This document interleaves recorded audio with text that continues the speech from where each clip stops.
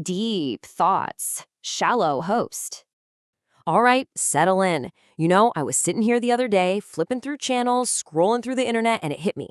Everything is boring. It's all the same. Same movies, same music, same advice from guys who want to sell you mushroom coffee.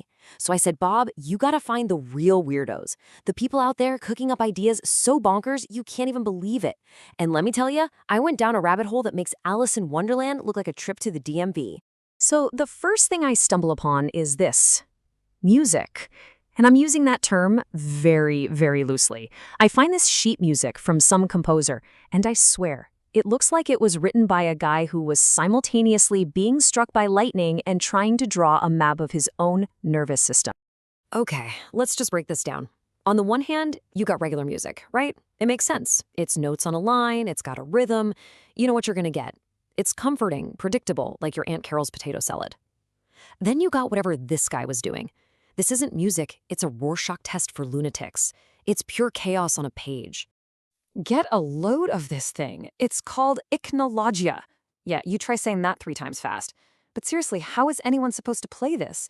You hand this to a guy with a violin, what's he gonna do? Is he supposed to play the big circle? Or that little explosion on the right? Does he just throw his violin at the conductor? I honestly have no idea. So I dig a little deeper and I find the guy's instruction manual, his key. You got your pitch symbols, your associative symbols, and then you got this thing on the right, the action symbol. It looks like a hairy tarantula fell in an ink pot and tried to crawl off the page. And the instruction? The motions of lines and the constellation of points of these symbols are to be simulated by the instruments used. Simulated? What does that even mean? Buzz off, you silly goose. And get this, they have a fancy word for this nonsense. It's called polymorphy.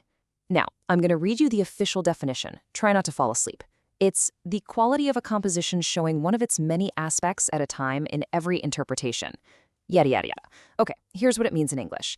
It's like you give the same IKEA blueprint for a coffee table to 5 different guys. One guy builds a canoe, another one builds a surprisingly sturdy doghouse, the third guy makes a hat, and the other 2 just get into a fistfight over who gets the little Allen wrench. And the composer, this head case, he stands back and says, magnificent, it's polymorphic. Okay, so you think music made by spiders having a seizure is weird. Oh, just you wait, that's nothing. Let's see what the psychology people are cooking up, because they are in a whole other league of crazy. Get ready for this one. Some psychoanalyst types came up with this thing called the anti-Electra theory. And the central idea, the big kahuna, is that your very first pre-memory of your own mother was of an animal, a pre-human creature. Yeah, let that one marinate for a second. So the theory goes that before your baby brain could even process a human face, you just experience your mother as this thing, a warm, loud, instinct-driven creature, more like a snake or a dragon or this spotted hippo thing right here. Not a person, just motherness in its purest, most terrifying, non-human form.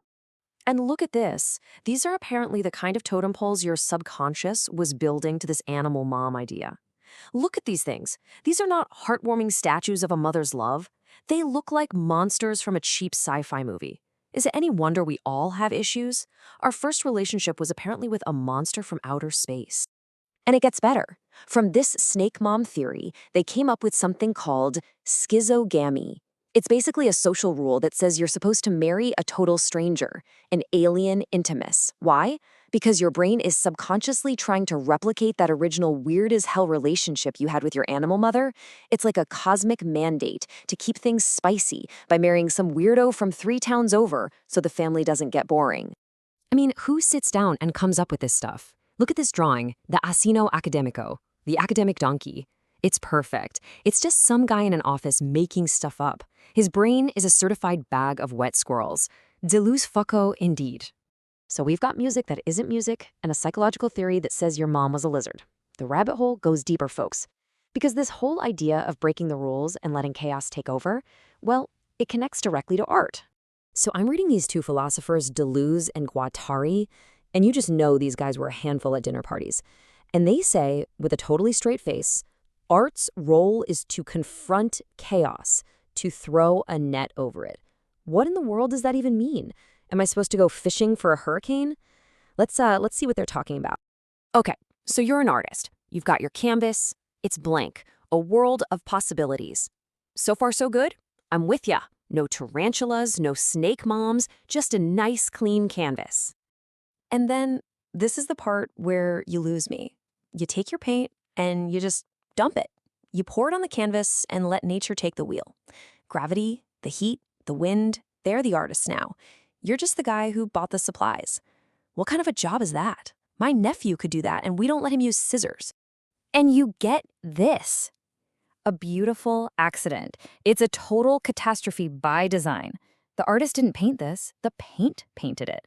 The materials themselves just did their thing. And these philosopher guys would say, that's the whole point. You threw a net, the canvas, over chaos, and this is what you caught.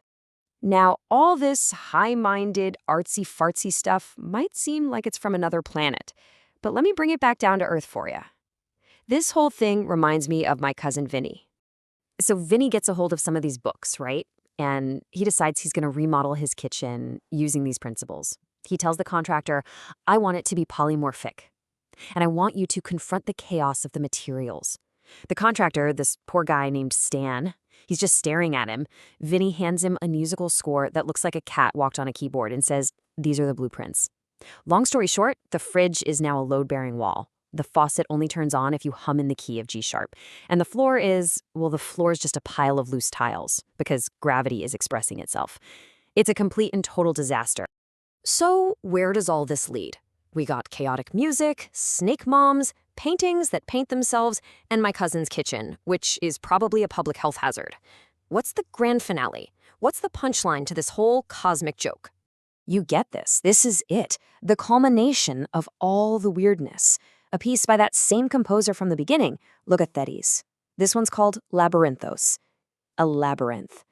And you know what? Looking at it, I think I finally get it. Because what is this thing really? Is it a musical score for an orchestra that's been told to just simulate the tarantula? Is it a map of your infant brain trying to make sense of your giant reptile mother? Or is it the final, glorious, chaotic blueprint for my cousin Vinny's kitchen? The answer is yes. It's all of it. And that, my friends, is what happens when you stare into the abyss of the truly weird. You're welcome.